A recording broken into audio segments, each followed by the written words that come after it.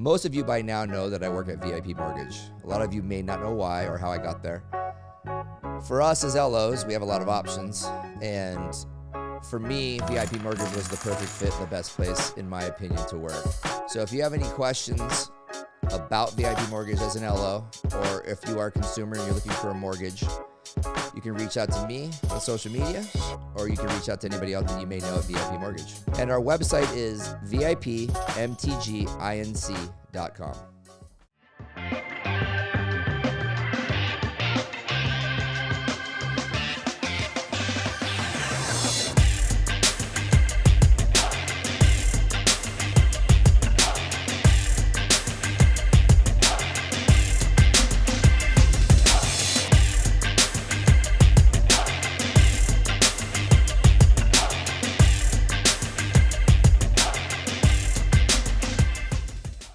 Welcome, everybody, to another episode of Real Talk with Ryan Madrid.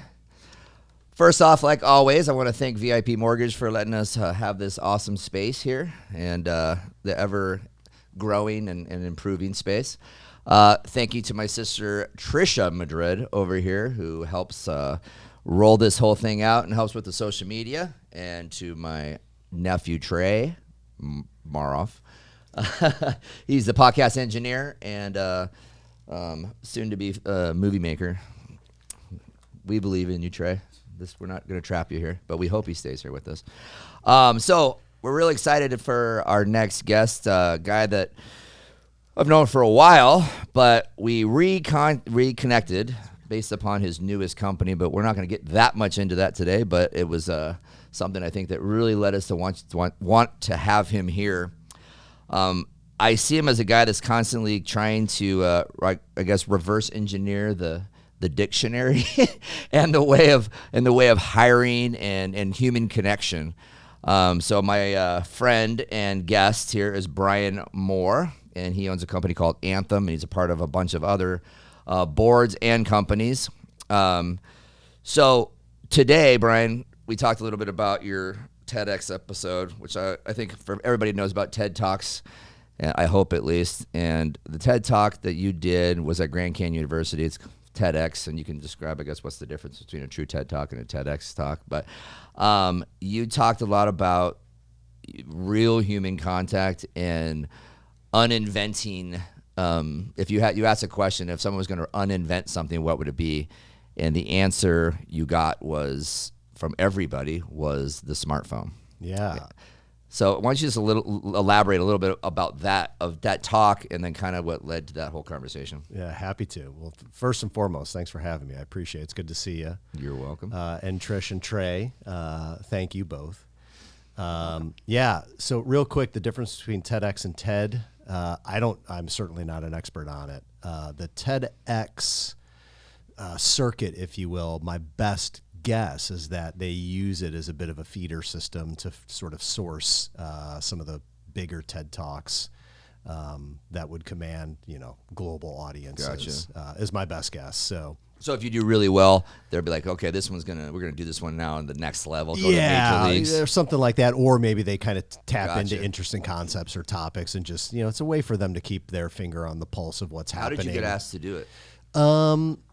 I don't know that I was asked, to be honest. If I retrace, because this was back in 2018 was when the applications were being accepted, and then the talk was in 2019. But here in the Phoenix area, I think there's a number of different organizations that host their own TEDx events. Grand Canyon received a license to host TEDx events, which once you get a license, I think there's a pretty rigorous process that you need to follow. So as a potential speaker, you have to go through an application process. I have no idea how many applications they get. They then review the applications and then choose a certain number of speakers to be that, in that year's talk. And I was lucky enough to be selected. What's really interesting about the topic that I originally submitted was about leadership, and how at the time and I still feel this way, that leadership has evolved to something that looks much more like coaching than it does in the more traditional sense of the leader, always has to have the answer, can never be questioned, kind of that more traditional view of leadership that I think has evolved to something that's much more like a coach or a guide. So I submitted that as my topic. And after I submitted my topic that got approved, I went and had another speaking event. I delivered my talk. And at the beginning of that talk, one of the topics that I wanted to introduce to the audience at this particular talk was this notion of how important psychological safety is as an ingredient to high-performing teams. And as a way to bring the audience to sort of coalesce them around the topic, instead of talking about it, I wanted them to practice it. So I gave them a bunch of questions to ask each other. I broke the audience up into pairs. They asked each other questions. And one of those questions that I had them ask each other was, if you could uninvent any past invention in the world, what would you uninvent and why? And as I began engaging with the group after they were done with the little breakout exercise, almost every person, there was about 150 people in the room, arrived at the same answer to that particular question. And the answer that they all arrived at almost unanimously was the smartphone. Right.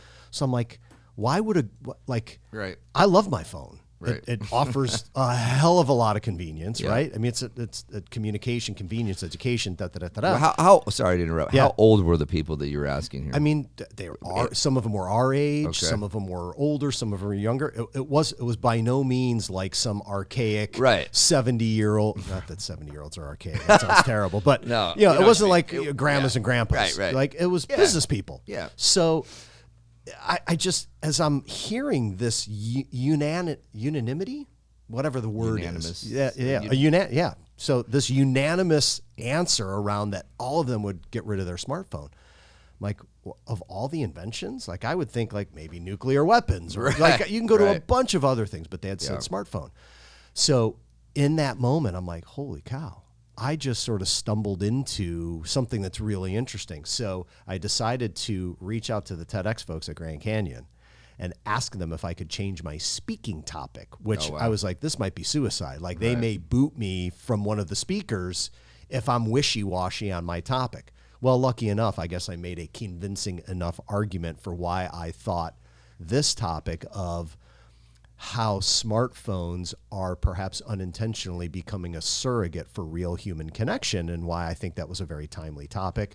So they let me talk about that, and so I oriented my TEDx talk around that, which really sort of set me off on this path around the importance of how important connecting with other human beings is. And this was, 2019, this was way before COVID, and I think the last 15, 16 months, I mean, if that notion of human connection hasn't been put into the spotlight, I don't, more than any other, I don't know what has. So let's back up then to your previous, like your careers.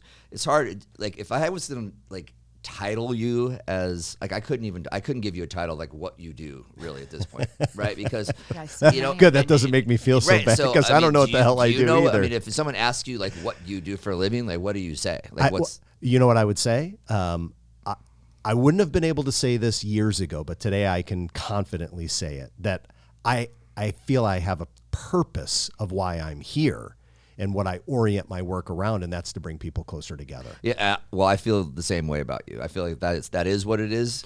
Well, thank you. But going back, I mean, you've been in the, you were with Y Scouts, and before Y Scouts, you were with Jobbing.com. Jobbing.com. So you've been in the hiring, in the recruiting space. Yep. And your passion started maybe in this same avenue you're at now, probably more when you're with Y Scouts than it did with Jobbing.com, correct? Or Well, I think the notion of, so if you look at recruiting just as an activity that every successful business engages in and has to be really good at to find and bring and attract great people, clearly my experience at Jobbing.com kind of was the spark.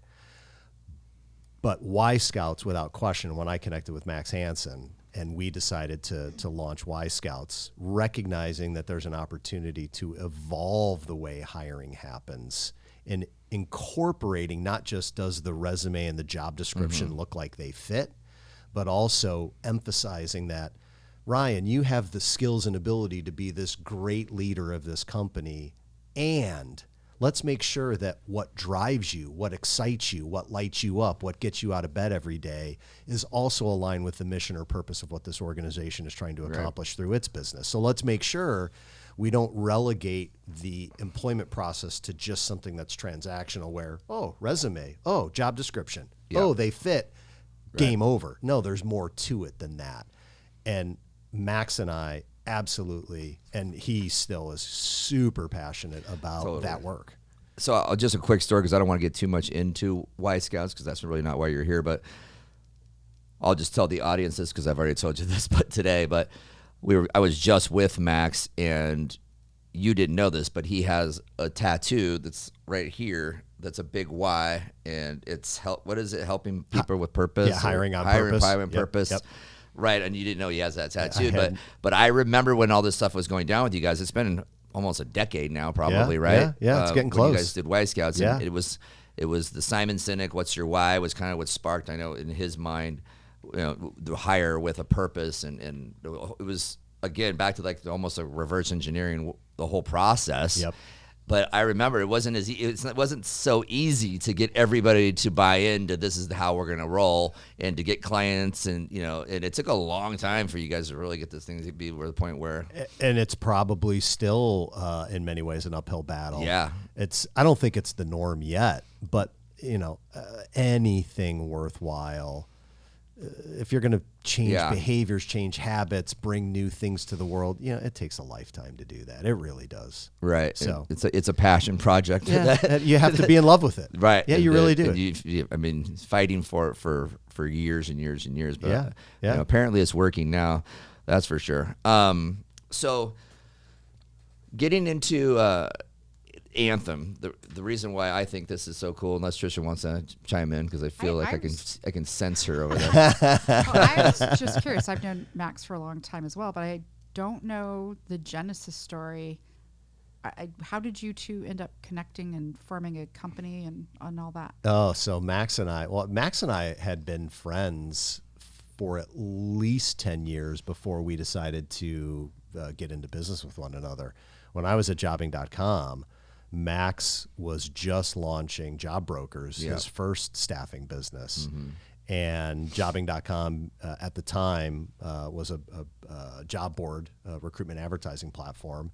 And staffing companies have lots of jobs that they need to advertise for. So I met Max through selling to his company and earning them as a client. So he was a client of mine.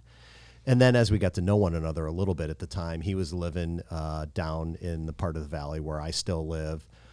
His first wife is an attorney. My wife's an attorney. His son was going to a particular Montessori school where my daughter went. So we found we had a whole bunch of connections. And, from that day forward, or from that time forward, we just started to become friends. And that blossomed over time. And then I was looking to do something really just unique and new, and Max, I think, was 9-10 years into a really successful business at Job Brokers, and we kind of came together and said, hey, let's launch an executive search firm focused on purpose-based companies and purpose-based leaders, and let's call it Y Scouts. And so there's a little bit more to the story, but without taking up all of our airtime, that's how it started. Job Brokers was more of a job company. It was a job. Like you were hiring machinists and stuff like that. Yeah. And so they pivoted into more the executive search and with the purpose-driven sort of deal. But so what led you from getting out of the job placement company and working and saying, okay, I have this other idea that I want to create. I think if there's a need in the market for this, and will people buy into it? Because it's kind of a new thing that I've never seen or heard before. And but coincidentally, Max is the one who told me about it and the one who told you to reach out to. So and we had extreme success with it, and we love it. And I think that you're obviously it's gonna blow up. I think it's probably already doing really well. But you're gonna have people that are gonna need to buy into it as well, right? Oh, for sure. So what led you to this? So about 4.5, maybe 5 years ago, I joined a forum, an entrepreneurs forum, And as I was about to attend my very first forum meeting, so being invited into this group of entrepreneurs that have been with one another for some period of time, some for 10 years, some for 3 years, the very first exercise a brand new forum member goes through at their first meeting, at least for our particular forum, is an exercise called the Lifeline exercise, where essentially you as the new member have to give a presentation to everybody else, essentially sharing the story of your life in about an hour. Yeah. It's a pretty intimidating thing to walk into a room of entrepreneurs and CEOs and founders and tell your life story. Prior to doing that presentation, I was given advice by the moderator of our forum, who's essentially the acting CEO. And what this gentleman said to me is, listen, if you want to get the most out of this forum experience, when you give your Lifeline presentation, my best advice to you is be as raw and as vulnerable and truthful about who you are and the life you've lived as you possibly can. Because if you hide stuff, they're never going to get to know you, and they won't be able to help you as much as you might need, and you won't build the trust and connection necessary for you to help them as well. So I took his advice and I leaned in and I shared every highlight, every low light, and everything in between that I felt was material to explaining who the hell I am and the life that I'd lived. And in the months that followed giving that presentation, one of the other guys in the group who is very different. He's a technology guy. He went to West Point, much more engineering introverted, where I tend to be a bit more extroverted. The two of us just connected, and one of the common connection points for us was just marveling at how much trust a group of type A entrepreneurs could build with one another through a process of just sharing your life story. And what that prompted for us was, wow, as a forum, as a group, we only see each other once a month for about 4 hours. If we were able to build that depth of trust in such a short period of time, could we make that Lifeline process mainstream enough and deliver it to corporate teams who see each other 10 hours a day, 5 days a week? What could teams get out of it? So that was the big question.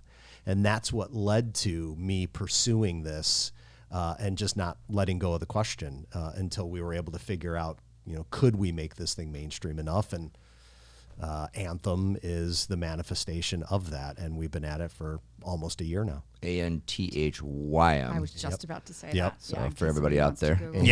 Google. Yep. So Anthem, so we haven't even told everybody what it is, but it is a team building exercise. And I think it's something that, like you said, type A people getting into a room and getting like real and authentic is something that happens for real, because it happened with us. I mean, there was a lot of tears and I think everybody came out of our session very like, wow, that was something else. And we got to know each other obviously a lot better. So explain what it is that we did. So each member of your team, of the Crawford Group team, went through, I'll call it 2 steps. Step 1 is an individual step where you and everybody on the team took some time out, paused, took a break from the breakneck pace of life, and reflected on a handful of really significant or important life moments or memories that have been a big part of your life. They've shaped who you are. They shape how you view the world. For some of you, those memories were from childhood, some were from high school, from college, or from last week, right? Anything and everything in between. Some of us had 27. And some folks catalog a lot of different moments and memories. We've had folks catalog over 100 different life moments and memories on their Anthem profile. So we ask people to just catalog 5, right? Right. Just to have some reservoir of stories. Based upon a song. And then you choose a song that represents that moment. Gotcha. And the reason we incorporate music as part of the experience is, if you think about introverts, extroverts, if you think about race, if you think about gender, if you think about age, you could think about diversity in any way, shape, or form. I've never met anyone in my life that hates music. There are some people like me who can't go a day without listening to it, but then there are other people maybe listen to it once a week, but no one hates music. So we use music as a trigger to help people kind of symbolize or sometimes simply reflect on those life moments and memories. So we've all had that moment where we've been in an elevator and there's a radio on, or you're driving in your car and a song comes on, and it's a song you're like, oh my God, I haven't heard that song in 10 years. And if the song triggers something, it's like a time machine. You go right back to that time and place when that song, what that song represents for you. So we use the time machine-like power of music and its ability to help us recollect as a way to symbolize life moments and memories. Well, not only is that fun, but what we learned is, especially for really introverted and shy folks who don't enjoy chit chat, they're certainly not as much as maybe an extrovert. And I'm not trying to lump everybody into categories, but if you ask someone that tends to be more shy to share stories about their life, that's like, whoa, that's hard. Mm-hmm. That's really, really hard. But if you ask someone, hey, Ryan, share with me a song from your childhood that just really, it's one of those songs that remind you of your childhood. Mm-hmm. You immediately start to come out of your shell. So giving people an ability to talk about life moments or memories in the context of Oak music. Ridge Boys, Elvira. There you go. There you go. My dad played it on a record. The one where we shared the same memory? Was it that? No, you picked. Well, Ricky Lee Jones. Ricky Lee Jones but it was the same. It was the same memory. living room. Yes, same living room, same stack of records. Yeah. That my dad would play and think he could sing all the songs. And that's what's so cool is, as brother and sister, when I had an opportunity to read that you both cataloged, like you have of course, being siblings, you have that same memory. You just chose a different song to symbolize it. Right. But it's really, really cool that independent of one another. I was like shocked because I didn't read that until after the exercise. Super cool. I find it fascinating, right? Not surprising, but fascinating nonetheless. Let me just touch on something real quick here, though, so people understand. So what happened with us is that a lot of people talk about, you have like the birth of your child, the death. For us, it was like, for one of mine was Live Like You Were Dying by Tim McGraw. Right. My dad used to play a lot. Yep. And that reminded me of him. And he passed away. But so we had like, people talking about like that stuff, graduation, just, it was, the memories weren't, in our group, I feel like a lot of the memories were like really heartfelt, like I don't want to say sad moments in their life, but they were emotional moments. They were emotional moments in their life that allowed people to really open up. Yep. And it allowed everybody else to kind of see a different side of people that I choked up a couple of times. I don't think anybody thinks that I have the ability to even cry. So it was a powerful session. Yeah. Right. What's so interesting to me is that you and the rest of the team spend an insane amount of time with one another pursuing a common goal to serve your clients. And yet prior to that, and I'm not accusing anyone of anything, but now that you have that added level of insight and knowledge and depth and connection based upon knowing some of these really integral and significant life moments and memories, you said it. It's probably hard for you to look at some of your teammates the way you did before hearing those stories. And so the idea is if you can have a better understanding of the life your teammates have lived, as evidenced by the significant moments that they choose to share, you now start to build a deeper sense of connection and trust with them. Trust isn't like you go and you do one thing together and all of a sudden you trust each other. It's like it happens in these micro moments. Yeah. And if you're unwilling to be real and vulnerable, I think it's really hard to get to that deep level of trust. I could trust you to be a good teammate and deliver your job, whatever it is that I need you to do to help us serve our clients. But if, for me, I'm looking for more. Yeah. I'm looking for more out of my workplace culture. I want to be surrounded by people who I not only have that cognitive trust in, that they're good at what they do, I want that emotional trust. I want to know that they're good people. I want to know that I have a connection with them. That matters to me. And I don't think I'm alone. I think we've all grown up in a time and a place where business was a transaction. I'm going to hire you. You're going to do this job. I'm going to pay you this salary. I'm going to give you some benefits. I'm going to treat you nice. Yep. But don't bring your personal problems to the office. personal problems or personal victories. Don't bring your personal stuff to the office. I'm hiring you, and that's the relationship. And that creates just a horrendous workplace environment.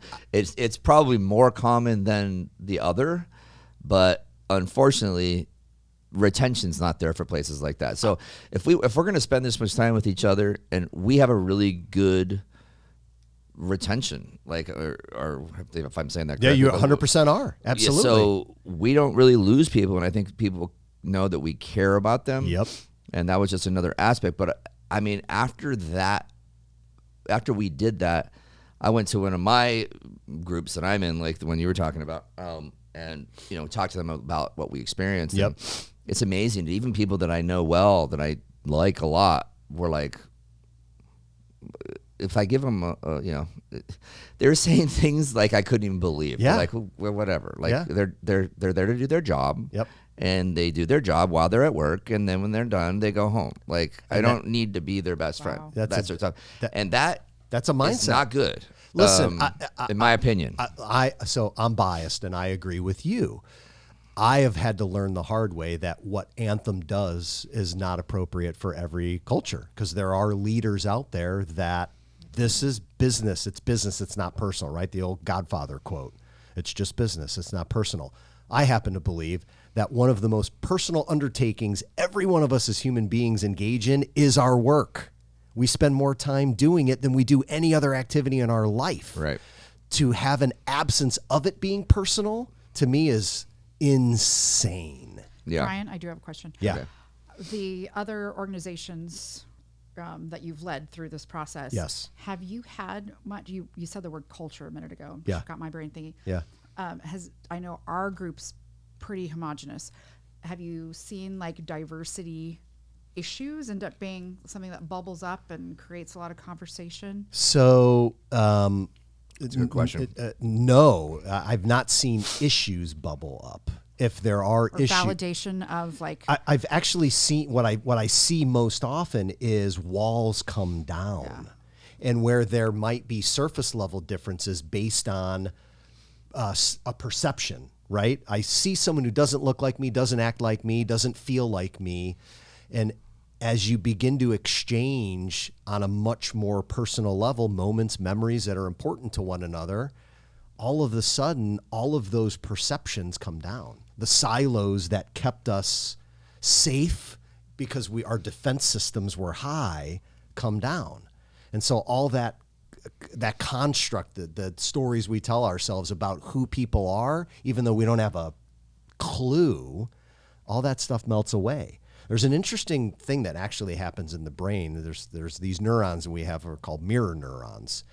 So if Ryan, you were to tell me a story that's very, very emotional about something that has happened to you, it activates my mirror neurons. And if we're in a space where there's time for me to then reciprocate and share something personal, I'm going to want to do that because you've opened up to me.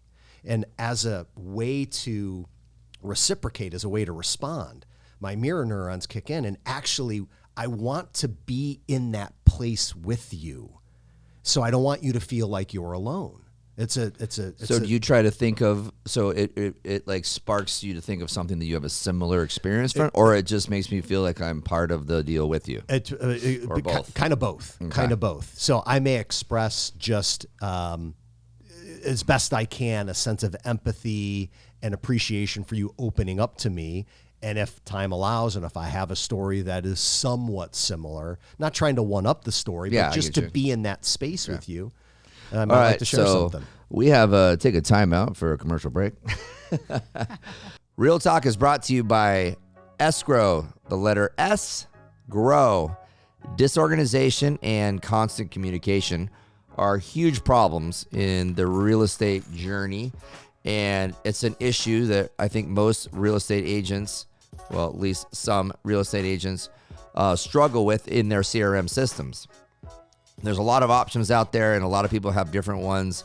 And when I'm speaking with the agents that we work with, or that are our referral partners, the big hurdle is the actual creation of the templates and actually creating the automation that goes out for milestones.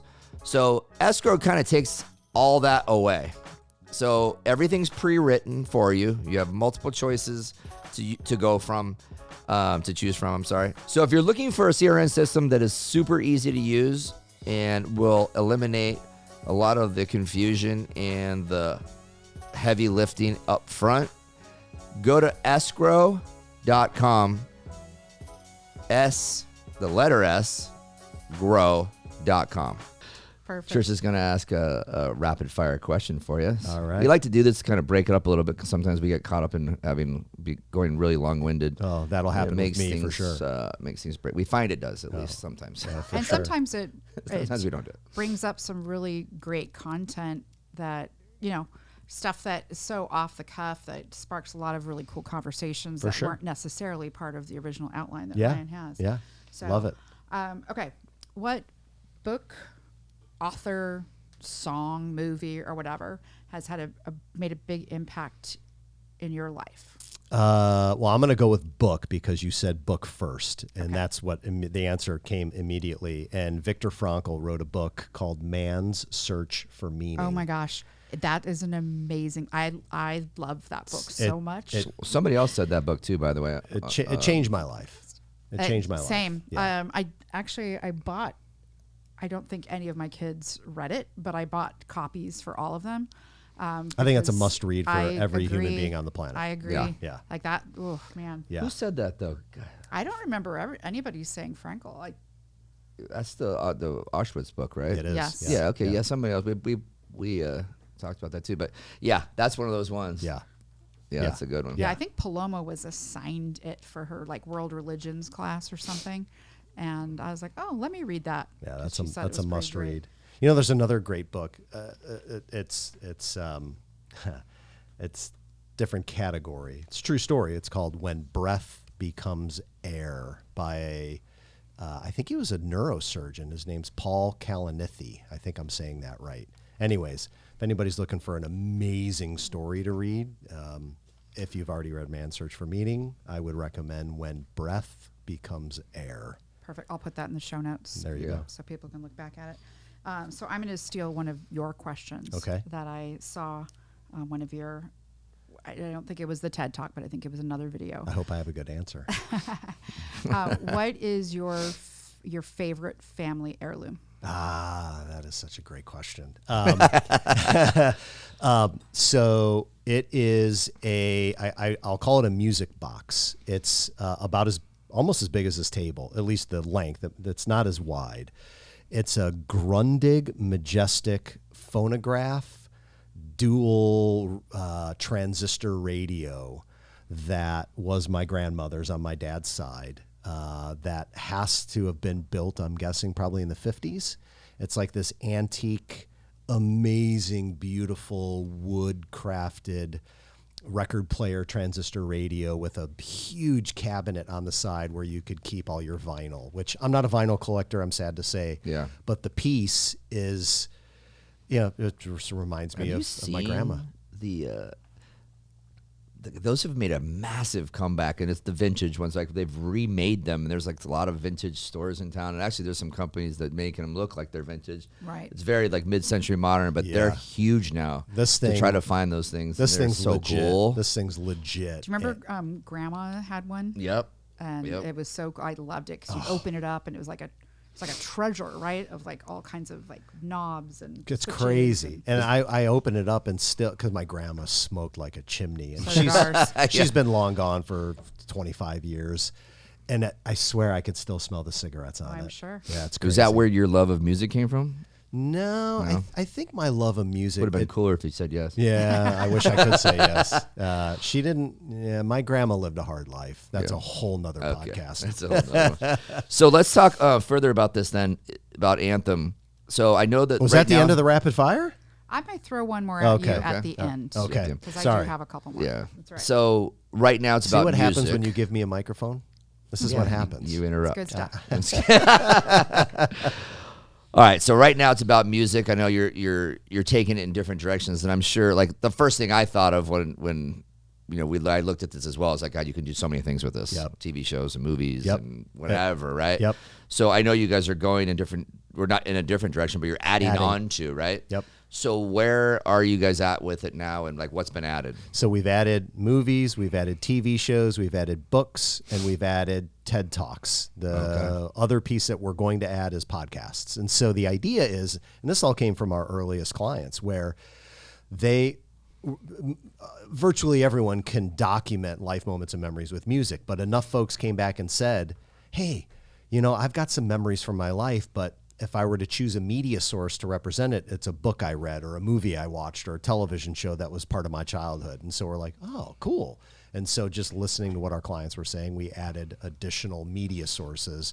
And the idea is we want to capture the inspiration of what has been a part of people's lives. What are those moments and memories that have, again, shaped who we are and how we view the world? And connecting those to media feels like a really great way to build multiple bridges of connection. Because if you and I were to sit down, Ryan, and share different life moments and memories, well, a couple guys like us, we could easily just sort of dwell in the memories. But if you were to start to talk about different TV shows or movies or books or whatever it is, undoubtedly we're going to find commonalities there as well. And so now multiply a company that has hundreds or thousands of people and cultures today that are distributed and remote and people working in different offices and new employees being hired and never meeting their teammates in person like we used to. Yeah, that was me. Yeah. So I started and nobody came into the office. There you go. On occasion, I mean, what 6 months. What a strange thing, Yeah. right? To be a part of a new team and never actually shaking someone's hand or being able to grab coffee with them. So we're in this new environment, and I don't know what the future looks like, but I believe that the work from anywhere reality that we just experienced at scale for 16 months is here to stay. Right. I don't know that every company's going to do it, but many of them will. And so I believe what's going to sneak up on many employers is how do you maintain that sense of connectivity and that sense of belonging and inclusion, not just for new people, but for everyone when you don't see one another the way you once used to. And so what Anthem is intended to be, and you said earlier, it was a team building activity, and that's where we started. We actually so team building, most people think of team building as an activity. Hey, we're going to go do laser tag. We're going to go do an escape room. We're going to go to a happy hour. Right. Yeah. Top golf. Yeah. And then you go back to the office and it's over. Right. We actually believe that the opportunity to take advantage and really cultivate and nurture relationships is what builds trust, is what builds connection. And so instead of it being an activity, let's turn it into a habit. Right. Let's give leaders an ability to have courageous conversations similar to the one we shared with you and do that on a regular basis. And regular for you, maybe monthly, maybe quarterly, maybe only twice a year. Leave that to you. But to give you a platform where your team can log in, catalog a response to whatever prompts you give them, and then you as the leader, or Trish as the leader, or Stuart as the leader, bring the team together and really engage with one another as human beings, not just workers. That's the idea. So what if you had like a company that has 400 people Yep. and everybody did it, Yep. right? Yep. Would there be a way for, say, 10 of us had the same song picked? Yep. Would there be a way that those 10 people would connect? Yes. Be like, okay, Yes. so we all had the same song. Let's Yes. talk about why we all had it. Yeah, what does it represent for you? Yeah. Yeah, 100%. So this wasn't available when we worked with Crawford Group. We have built in a scheduling system. So if using your example, company of 400 people, if it mattered that you wanted to match people who chose something similar, whether it was a song, a movie, a similar life moment, like maybe a group of folks who have all lost someone in their life. Let's go with a sad story, an emotional one. Maybe an affinity group of people who've lost a loved one gets matched up, or a group of individuals who all love Van Halen, whatever. you could organize those types of groups to come together using the scheduling system, because the intelligence of the Anthym platform knows what you cataloged, knows what Trish cataloged, knows what I cataloged, and can find the commonalities that exist and match us to have regular connections if that's something that matters. Hey, can I add something? I don't think it's been brought up yet. Yeah. But, at any given time, us, those of us who have created a platform and gone through the experience Yep. can log on Yep. and look at everybody's memories. So it's not just the day of Right, thing, right? right. So like, Correct. I went and read everybody's memories because I wasn't able to be there that day. Right. And it was still a powerful experience, even though I wasn't physically in the room. It definitely, it changed my perspective on a few people. It's interesting. I hear that all the time, Trish, and I appreciate you saying that. It's one thing to sit where I sit as, a co-founder of this thing and thinking it was a good idea and hypothesizing that it would work, to know that it is work. I mean, I sat in the room with you and your team. Yep. And that was an incredibly powerful 90 minutes of story sharing. Yep. It was amazing. Yeah. It blew me away. Yeah, it went over, it went over like I hoped it would, right? Because I wasn't sure, right? I thought it was cool, but we had some trouble getting everybody out of the gate, I get right? it. Oh my goodness. And getting them to do it. So I was like, oh God, people come in and it's just like trying to get them to answer these questions. And then it was a little harder than I thought it was going to be Sure. as well for Sure. myself even coming up. She came up with 29. It just blows my mind. But it was impactful when everybody did do it. Most everybody took it seriously. And even the ones that weren't quite sure, their guard was up, right? And I think that's their personality. But I do feel like it would, as we go, because I had some comments later on. They were like, "Yeah, I kind of wish I would have done this one." Sure. And also, other people's stories sparked other people's thoughts, Yep. and you're like, "Oh shoot! Well, now I have 5 more right now." Exactly. Well, we're Easy doing a to follow-up do. one soon. Okay. And that's what happens a lot, Yeah. right? You hear someone else's stories Yeah. and you're like, oh my God, I didn't even think about that. Right. Wow, I didn't think about that. Right. We're asking people to reflect on their lives. How often when in your life do you do that? You don't. No. I'm not attacking you. No, I mean, don't think yeah. any of us do that. Certainly not enough. Yeah. And you were just retracing the journey you've been on and sort of calling out mentally and thinking about those really important moments. Sometimes it's a specific event. Sometimes it's an era. Like one of the most important times in my life was high school for me. Not because of friends or partying or this. I was on a swim team in high school for 4 years. And the lessons I learned being a part of that team and the way in which we approached our sport, swimming, was something that I carry with me every day. Like I learned more in that 4 years about discipline and goal setting and determination and staying in my lane, doing my job as part of the larger team.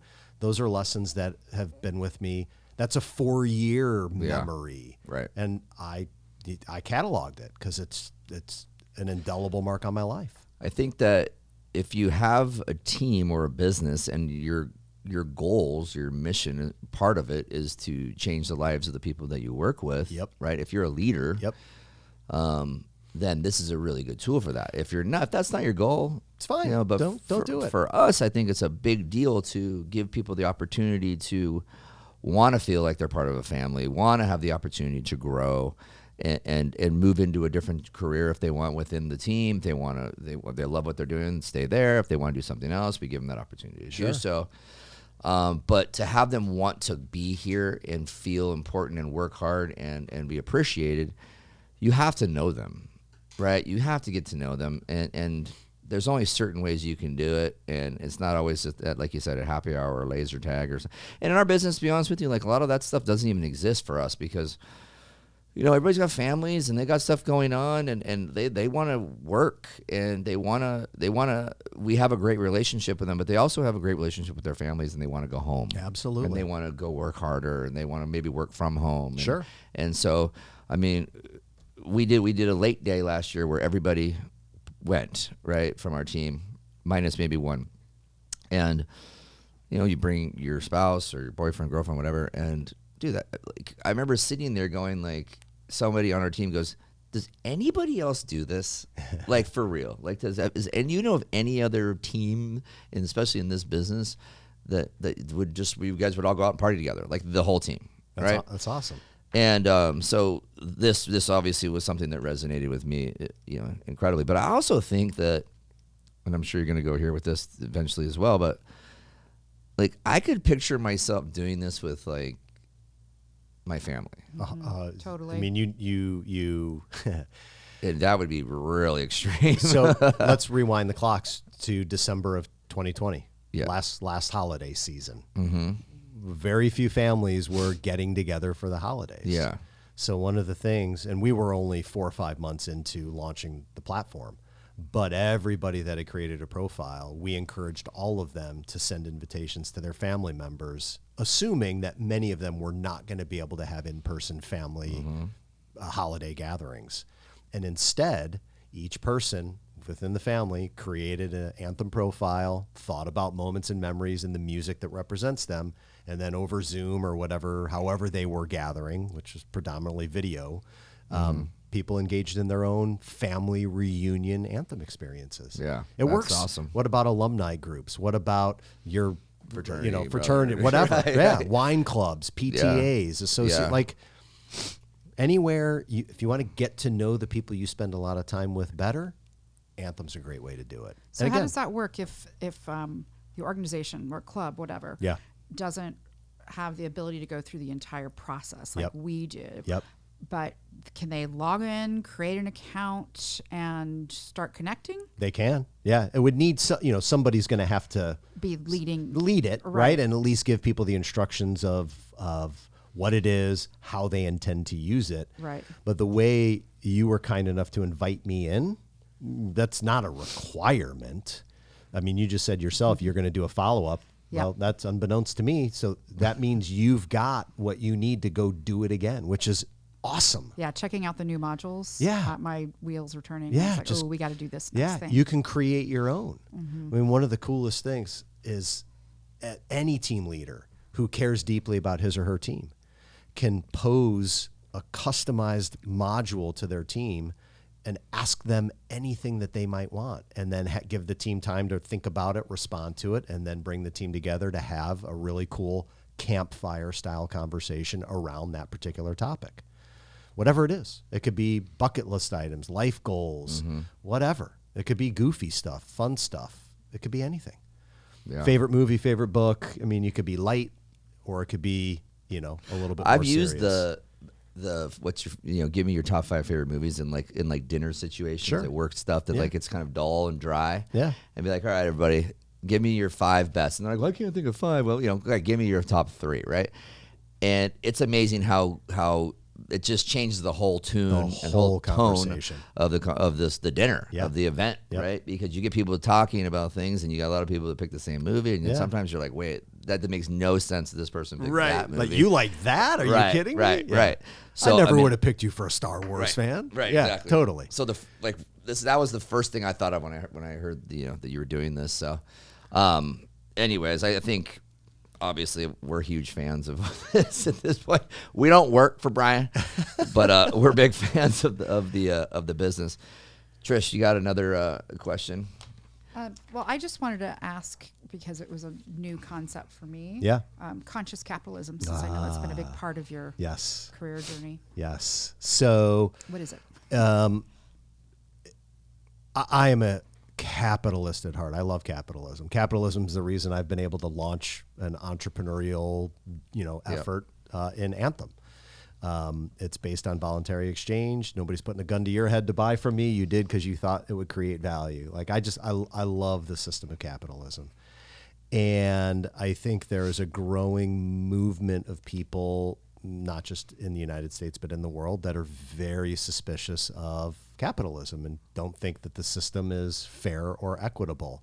And if I take a step back and think about some of the inequalities that exist in the world, I can at least attempt to put myself in the shoes of that perspective. I don't agree with it, but I can begin to understand. And so capitalism is largely responsible for all of the advancements and the ability for the human race to have risen above abject poverty to the world that we live in today. And there's still way too many people that live in poverty. Conversation for another time. Conscious capitalism is a movement around wanting to not only preserve the power of capitalism, but actually ask the question, what more can capitalism do to create more shared value for humanity? So conscious capitalism's core purpose as an organization, as a movement, is to elevate humanity using business as the vehicle to do it.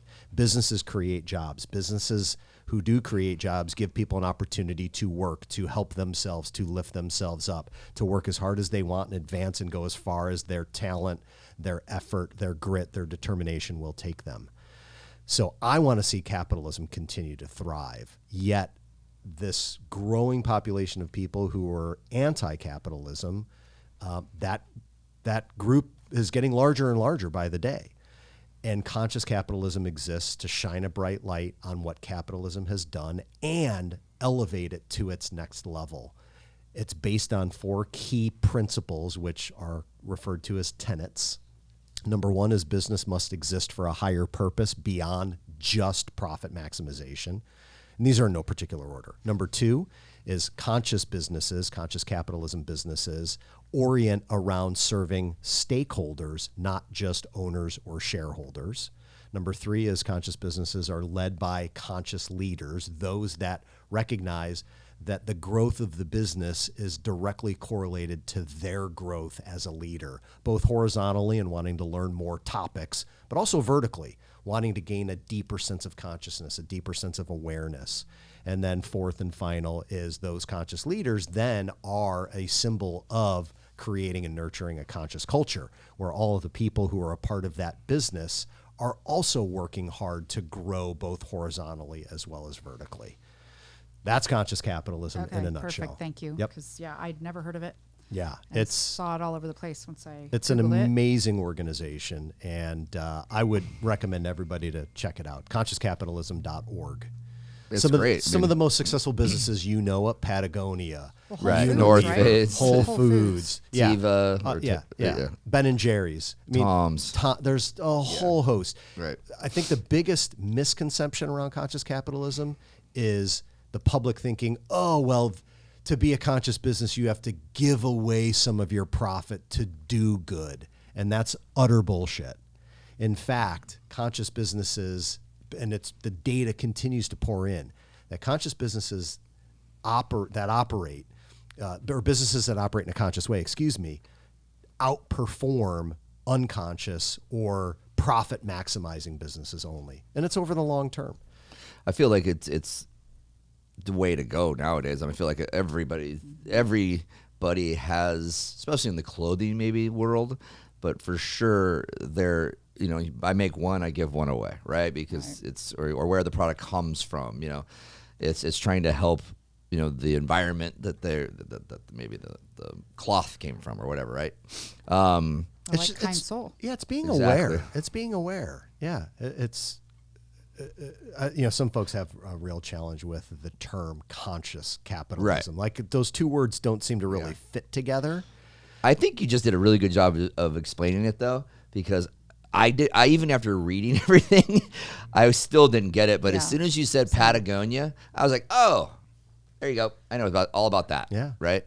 And capitalism would be what you talked about with the smartphones. Yeah. And 600,000 jobs at Amazon, and Right. 4 times that is what people 47 jobs. 47 Amazons. Yeah. $3.6 trillion added to Right. the global GDP through Right. the smartphone. Like Right. So jobs. Capitalism creates jobs. Right. We Right. can't listen. I love nonprofit organizations. Yeah. They have they do amazing God's work. Yep. We can't all be in nonprofits. The profit has to come from somewhere. Right. Profit comes from creating value for a client, solving a problem in a profitable way. Then that money is then reinvested. Some of it's distributed to owners, investors, shareholders, to employees to pay them for their work. Some of it's given away in donations. But there has to be an engine that creates value. Yeah. Government doesn't do it, and nonprofits tend to not do it. Although nonprofits should run as a business, but that's a talk for another time.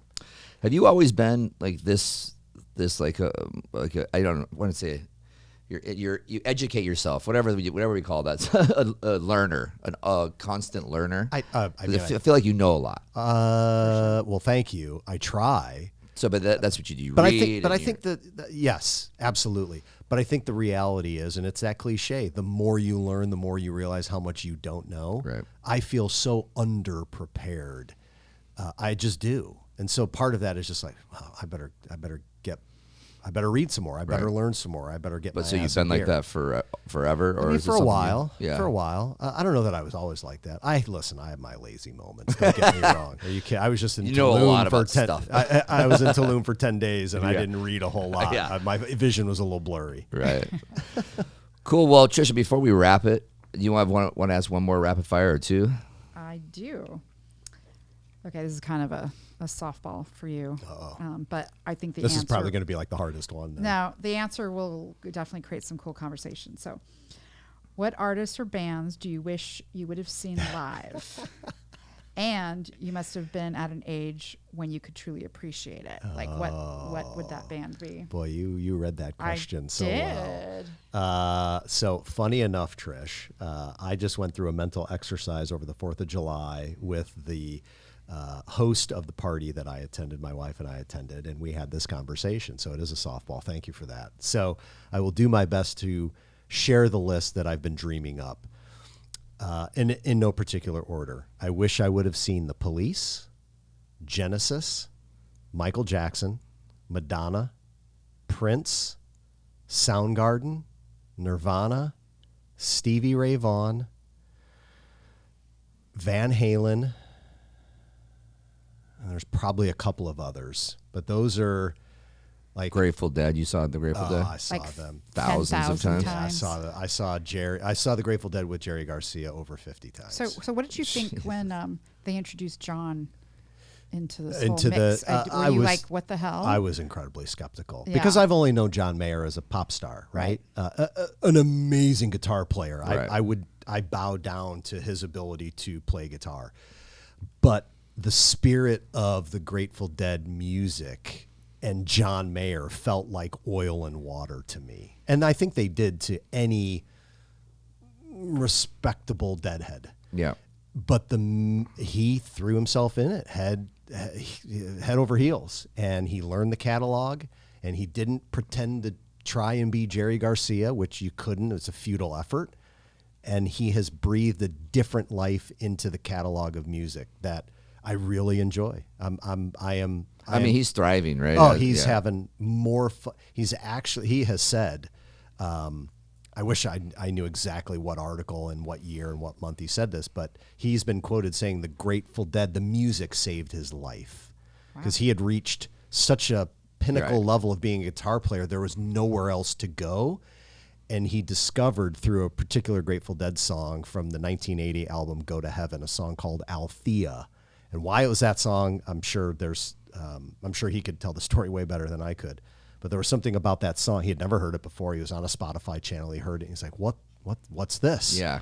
And then just went down the rabbit hole, which is often what happens. Grateful Dead music is you either go down the rabbit hole or you don't. Yeah. You could be a casual fan, but like if you go down the rabbit hole, then you don't turn back. You can't get out, which is a good thing, in my opinion. But you're asking. That's all I had. That was my last rapid fire question That was for it. you. That was it. I'm going to just say one thing about that. So we had Andrew Rafal on. I love Andrew. He's And he, I asked him, I go, what was your favorite podcast episode? And he said it was you. awesome. Oh, that's so Right. sweet. And he said He's you such a guys good went dude. into, really cool idea, right? So it was a Grateful Dead themed. Yeah. Right. Yeah. What- yeah. what He's the a big Grateful Deadhead Dead- too. Yeah. Yeah. But the Grateful Dead can teach Teach us about teach us business. about business. Yeah. Yeah. We'll listen to that. It's so. I know we're probably out. Are we out of time? No, we we're got- actually good? we're good. We got, yeah. It's so. I was thinking about this morning, and not even thinking we'd be talking about it today. But we all grew up. I'm assuming most of us having cassette tapes, Yep. And the Grateful Dead were famous for allowing their Bootlegs, fans to tape their shows and then trade cassette tapes. What's so interesting to me is I was thinking about this morning because I'm weird and I'm a deadhead and it's some of the things we think about. Would the Grateful Dead have achieved the level of success and long-term sort of staying power that they've had they not been around when cassette tapes were what we listened to music on? Would we have traded CDs? Well, it's like a community thing too, right? It was. So you're able to build. You're having this yeah. exchange instead It's like of just scrapbooking. sending. It was like it was a Yeah, it was a you're making community something. thing. You're making something. Like I still have. I have hundreds of my cassettes of my bootleg concerts, and my Maxell XL2S cassettes, and I would Maxells. decorate all of the cassette covers. I'd write out the set list. I'd buy. You could buy at Dead shows just sheets of Snoopy covers or VW bus covers and like all these super creative, decorative cassette tape sleeves that you could then write the set list on. And that was part of the ritual. Right. So it's a funny thing to think about. You were into I it. was so into it. It was crazy. It was crazy. I borrowed my dad's. My dad has probably a 2002 Acura. Probably 3-4 months ago, I borrowed his car because my car was getting fixed, and he has a cassette player in his car. I'm like, you were so excited. I was so I went into my upper closet. I have all my cassettes. I grabbed a couple shows, and I listened to cassette tapes for the first time in 20 some odd years. It was crazy. Wow. Was such a pain in the ass to rewind them to get to the beginning of the tape. So funny. It takes so long. Yeah. Cool, man. Well, just to wrap it up, we really appreciate you coming on and appreciate the fact that you created this platform too, because I think it's really incredible and it's impactful. I know it was for us, and we're going to continue to use it and obviously have VIP and further or more teams here use it as well. And can't wait to try it again in some of the other avenues. I think the movies is probably the next route. I think. I like Yeah, that do it. one. I I think think so. that's going to be a good one. Food. Remember, Brian, we talked about food, right? Was that one that's So I want to add recipes. I want to add travel destinations. Yeah. So there's a That'd bunch be more good, categories that we want to add. Yeah. It's just a matter of like adding them in a reasonable pace and not to overwhelm. But we So- could customize. You can. That That's type the of thing. Totally. So that's what I that think could be we're one of gonna your do. questions. Yeah. Yep. Like, hey, is there a particular favorite restaurant or family recipe? Piece of art. Or piece of art, right? I mean, you can go in so many different directions. What's your website? Anthym,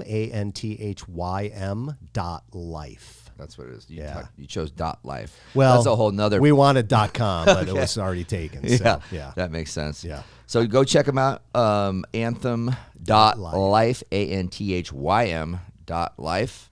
Again, thank you to VIP Mortgage for allowing us to have our podcast here. Thank you to Trisha. Thank you, Trey. And make sure and check us out on YouTube, Spotify, Apple Podcasts, Google Podcasts, Real Talk with Ryan Madrid, and on social media.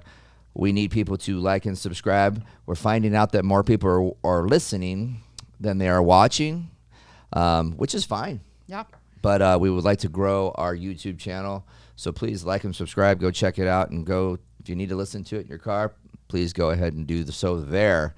I personally do both. So one last thing, Trisha. Well, you and I were discussing this before Brian got here, and we're finally getting some momentum with the women. So Yeah. That's been really exciting to see. So this That's is probably not has just to a do with- bromance kind of thing, right? Yeah. We're trying to have more women on the show, but Oh, hey, that was the last question you should be asking Brian. oh is shit, I who? forgot. Yep. So this is something from another podcast that I stole. Oh, bring it. Who do you think we should have on this podcast? Wow, I mean, that's a huge question. So I can think of a number of different people. I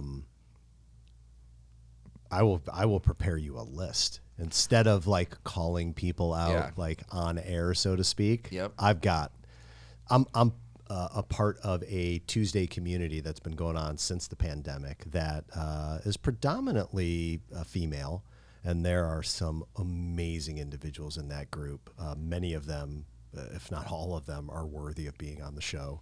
and a whole host of other folks that are in my life, or folks that I know that are great, great people. Cool. Perfect. All right. Great answer. First time somebody didn't say a name, but whatever. He's being politically correct. First time in my I'm life. like, wow, we go from Grateful Dead to being politically correct. Okay. All right. Anyways, that's just thanks the Don again, Julio everybody. kicking in. Please go listen, watch, like, and subscribe. Appreciate it. Thank you.